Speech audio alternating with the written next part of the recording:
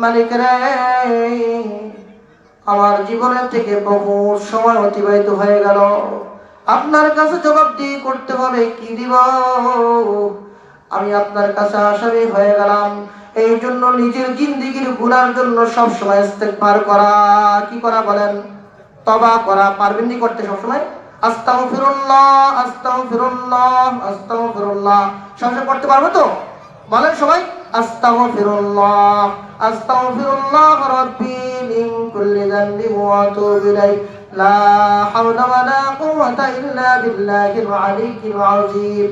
সবটুকু না পারলে কমপক্ষে মনে মনে বেশি বেশি আস্তাগফিরুল্লাহ বলা। আল্লাহর নবী সাল্লাল্লাহু আলাইহি ওয়াসাল্লাম বলেন, যারা বেশি বেশি আস্তাগফিরুল্লাহ পড়বে তিনটা পুরস্কার পাবে। কয়টা বলেন? এক নম্বরে পুরস্কার হবে আল্লাহ রাব্বুল ইজ্জাত দুনিয়ার ভিতরে তাকে মুস্তাজিবুদ দাওয়া বানিয়ে দিবেন, অর্থাৎ যে দোয়া করবে সাথে সাথে দোয়া কবুল হয়ে যাবে। যে ব্যক্তি বেশি বেশি আস্তাগফিরুল্লাহ পড়বে মুস্তাজিবুদ দাওয়া হবে, অর্থাৎ কি তার দোয়া কবুল হয়ে যাবে।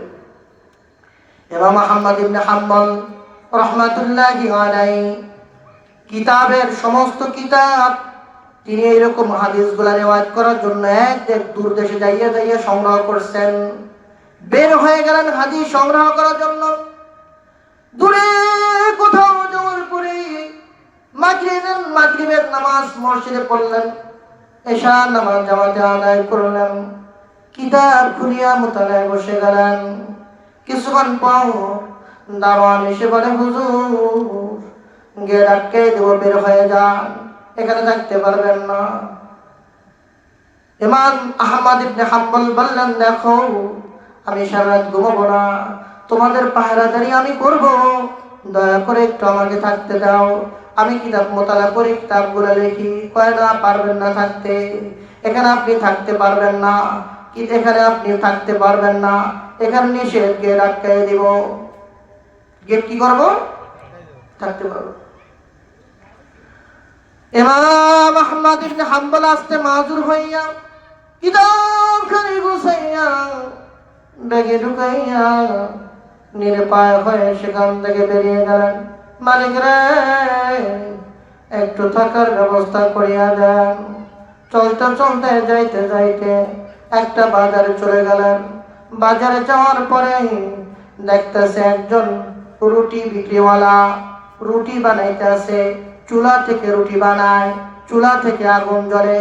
যেহেতু শীতের রাত ছিল, ইমাম আহমদ ইবনে হাম্বল পাশে গেলেন, চুলার কিনারে যাইয়া বলেন, ভাই যদি বেয়াদবি মাফ না করেন, যদি অনুমতি দেন, আপনার চুলার থেকে একটু আগুন পোহাইব, রাত্রে এখানে কাটাই দিব।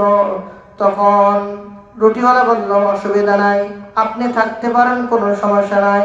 ইমাম আহমদ ইবনে হাম্বল তার দিকে তাকায় দেখে চুলার লাকড়ি দেয়, আস্তাগফিরুল্লাহ বলে, রুটি দেয়, আস্তাগফিরুল্লাহ বলে, খামিনা গুলে আস্তাগফিরুল্লাহ বলে, কাউকে রুটি দেয়, আস্তাগফিরুল্লাহ বলে, প্রত্যেকটা কাজ করে মুখ যেন কেমন যেন মুখ টানারে আস্তাগফিরুল্লাহ বলে।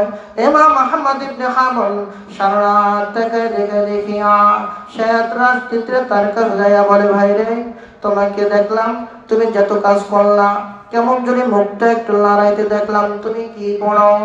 রুটিওয়ালা বলল, হুজুর আমি সমস্ত জায়গার ভিতরে আস্তাগফিরুল্লাহ পড়ে, আস্তাগফিরুল্লাহ পড়ে। কয় কেন পড়ো? কয় হুজুর আমি এটা পড়ার কারণে আল্লাহ রাব্বুল ইজ্জাত আমাকে মুস্তাজিবুদ দাওয়া বানায় দিয়েছে, আমার সমস্ত দোয়া কবুল হয়। এত পবিত্র জবানটাকে আল্লাহ আমার বানাই দিয়েছেন, সুবহানাল্লাহ বলেন। আমার জবানটাকে এত প্রিয় বানাই দিয়েছেন যে আস্তাগফিরুল্লাহ বলার কারণে আমার জবানটাকে এত দামি বানিয়ে দিয়েছেন, যেটা আমি বলি সেটা কবুল হয়ে যায়। ইমাম আহমদ ইবনে হাম্বল বললেন, ভাই তোমার সমস্ত দোয়া কি কবুল হয়েছে? কয় হুজুর হয়েছে, একটা বাকি আছে। কয়টা বাকি আছে? কয় হুজুর সব দোয়া কবুল হয়েছে, মাত্র একটা বাকি আছে। কয় সেটা কি? কয় হুজুর শুনছি জামানার ভিতরে সবচেয়ে একজন বুজুর্গ মানুষ আছে, বড় কিতাবের মাহের একজন আছে, আল্লাহর ওলি আছে, তার নাম মুহাম্মদ ইবনে হাম্বল। আহমদ ইবনে হাম্বল তার নাম। তার সাক্ষাৎ যদি আমি পেয়ে যাই তাহলে আমার সমস্ত দোয়া কবুল হয়ে যাবে। মুহাম্মদ ইবনে হাম্বল চোখের পানি ছেড়ে বললেন, যুবক রে, তোমার এই দোয়াটাও কবুল হয়ে গেছে। কত বড় দাবি! আমরা বলতে পারবো ইনশাআল্লাহ আস্তাগফিরুল্লাহ। মালিক রে, জীবনে কত ইবাদত করা দরকার ছিল, কত আমল করা দরকার ছিল, কিচ্ছু করতে পারে নাই। আল্লাহ, আপনি আমাকে মাফ করে দেন। মাফ যদি না করে দেন, কিয়ামতের ময়দানে, কবর, হাসর, মিজান এবং সিরাতে আপনার সামনে কেমনে হাজির হব? কেমনে আপনার সামনে হাজির হব? এই জন্য মনে মনে কি পড়া বলেন? আস্তাগফিরুল্লাহ। তিনটা ফজলাত। এক নম্বরে আল্লাহ রাব্বুল ইজ্জাত মুস্তাজিবুদ দাওয়া বানিয়ে দিবেন, অর্থাৎ যে দোয়া করবে কবুল হয়ে যাবে। দুই নম্বরে আল্লাহ রাব্বুল ইজ্জাত জানিয়ে দিলেন, দুই নম্বরে আল্লাহ রাব্বুল ইজ্জাত তার অন্তরটার ভিতরে জান্নাতি স্বাদ, জান্নাতি মজা, ইবাদতের মজা। প্রত্যেকটা ইবাদতের মজা আছে কি নাই? যে একটু আগে বললাম, প্রত্যেকটা ইবাদতের ভিতরে মজা আছে। যদি আপনি আস্তাগফিরুল্লাহ পড়েন, তাহলে ইবাদতের মজা পাওয়াইয়া দিবেন কে? কারণ ইবাদতে যদি কেউ মজা না পায়, তাহলে ইবাদত করতে শান্তি লাগবে? আপনি যে কাজ করবেন ওই কাজে যদি আপনি শান্তি না পান, মজা না পান, ওই কাজ করতে পারবেন? আপনি একটা খানা খাইতেছেন, খানাটা মজা লাগে না, আপনার কিন্তু যায় ওরা ভিতরে, কথাটা কিনা বলেন? আর মজা লাগতেছে, যাও মাশাআল্লাহ চলতেছে, কথাটা কিনা? ইবাদতের স্বাদ পাওয়ার জন্য লাগবে কি? আস্তাগফিরুল্লাহ, আস্তাগফিরুল্লাহ, আস্তাগফিরুল্লাহ। আল্লাহ রাব্বুল ইজ্জাত তার অন্তরটাকে এত প্রশস্ত বানাই দিবেন, সমস্ত ইবাদতের যা ইবাদত করবে একবার সুবহানাল্লাহ বলবে, ওই সুবহানাল্লাহর মজা আল্লাহ দিলে দিয়ে দিবে।